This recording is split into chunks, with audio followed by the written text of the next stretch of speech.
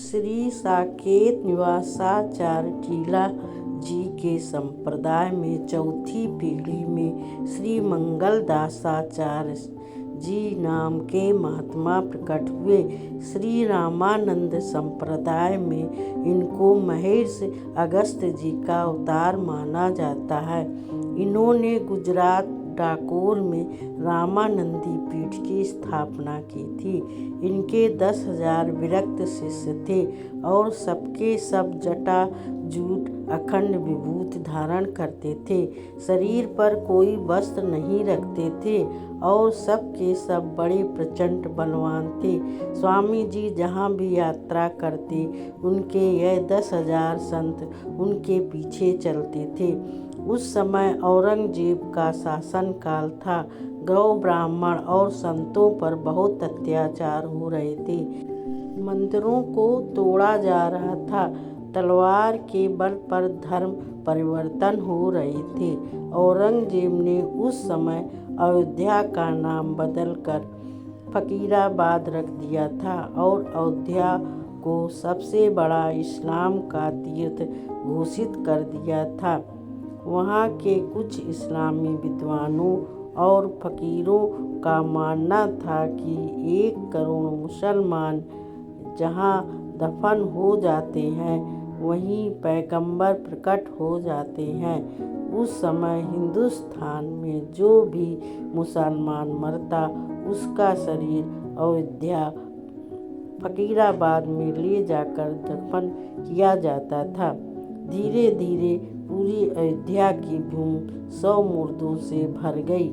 उस समय श्री हनुमानगढ़ी वाले हनुमान जी को भी दरगाह के समान पूजा जाता था। उनका नाम रख दिया गया था बांके पीर। हनुमानगढ़ी में पूजन करने वाले व्यक्ति भी उस समय मुसलमान ही थे। अयोध्या की सीमाओं पर फकीरों ने काले इल्म तंत्र मंत्र से ऐसा यंत्र लगा दिया था जो भी वहाँ प्रवेश करता उसकी सुन्नत हो जाती थी। जनेऊ शिखा गायब हो जाते थे। शरीर अपवित्र हो जाता था। कोई भी सनातनी वैष्णव ब्राह्मण अथवा संत वहाँ नहीं रह सके। सब स्थान छोड़कर जा चुके थे। उस समय श्री स्वामी मंगलदासाचार्य जी डाकोर पीठ में विराजते थे। संतों ने आकर सब अत्याचार कह सुनाया और इनके चरणों में रक्षा के लिए प्रार्थना करने लगे। श्री स्वामी मंगलदासाचार्य जी ने अपने 10,000 शिष्यों को अयोध्या की ओर प्रस्थान करने की आज्ञा दी। तीक्ष्ण अस्त्र शस्त्र फरसे से कुल्हाड़ा चिपिया डंडे लेकर साधुओं सहित स्वामी जी अयोध्या पधारे। इन्होंने अपने तपोबल से उस यंत्रों को नष्ट कर दिया और सब यमनों को मारकर अयोध्या से बाहर कर दिया। 10,000 तेज युक्त साधुओं को देखकर अधिकतर यमन तो ऐसे ही भाग गए थे। जहाँ राम जन्मभूमि है वहीं सब मुर्दों के बीच सब साधुओं ने अपने अपने पंचधुनी सप्तधुनी कोटधुनी खप्पर धुनी लपने लग गए। सब यमनों ने बादशाह को समाचार दिया कि कहीं से अचानक बहुत से साधु आ गए। उस समय बादशाह ने अबुल फजल नामक तांत्रिक को कुछ सैनिकों और फकीरों सहित अयोध्या में भेजे गए। उन्होंने सब संतों पर तंत्र मंत्र किया परंतु उसके सब प्रयास बेकार रहे। श्री मंगलदास जी ने उससे कहा, तुम्हारी सिद्धि तो निष्फल हो गई, अब तुम साधुओं की सिद्धि देखो। स्वामी ने संकल्प किया और संकल्प करते ही उस तांत्रिक और उसके साथियों के शरीर में भयंकर जलन होने लगी। वह सब स्वामी जी से क्षमा याचना करने लगे। स्वामी जी ने कहा, यदि अपना कल्याण चाहते हो तो श्री अयोध्या पंचकोशी से बाहर चले जाओ। वह सब के सब तत्क्षण वहाँ से चले गए।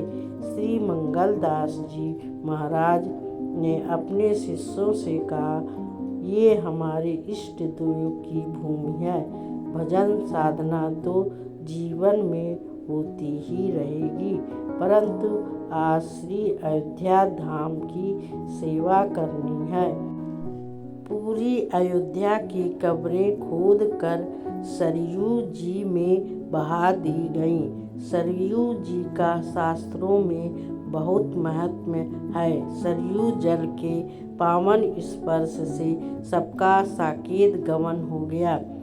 पश्चात बहुत से आसपास के लोगों ने मिलकर साधुओं के साथ एक दिन में संपूर्ण अयोध्या स्वच्छ किया और पुनः सब मंदिर मठ पूर्ववत स्थिति में लौटाए। श्री मंगलदास जी ने अपने 10,000 शिष्यों सहित राम घाट पर श्री सरयू जी में स्नान किया। उस समय स्वयं श्री रघुनाथ जी ने प्रकट होकर स्वामी जी को दर्शन देकर हृदय से लगा लिया और कहा कि आपने मेरी अयोध्या को मुक्त किया है, जो चाहे वही वरदान मांग लो।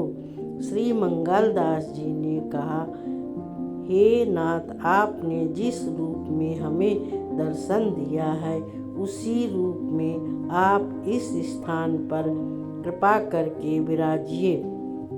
वे रघुनाथ जी आज भी विग्रह रूप में अयोध्या में दर्शन दे रहे हैं। बोलो जय श्री राम की जय, हनुमान